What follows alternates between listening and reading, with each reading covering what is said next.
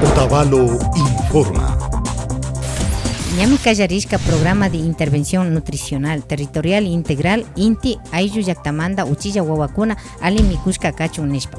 Municipio Uku Pacta Cagrijon kay hatun ruraripi Ayllu llaqtamanta uchilla wawakuna ali mikushpa ama unguikunata charichu. Picha watamanta urayman biksakunapi ama mapakunata charichun nishpa.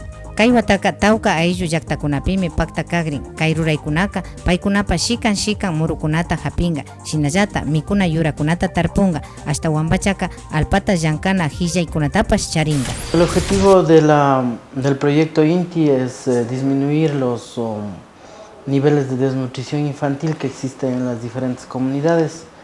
En este caso existen indicadores con alto índice de desnutrición en las parroquias de Quichincha, en la comunidad de Hualzaquí, Panecillo, en la parroquia González Suárez, en la comunidad de Pijal, en la parroquia de San Pablo también, en la zona de Uxha, y en la parroquia urbana San Luis, en la comunidad de La Rinconada.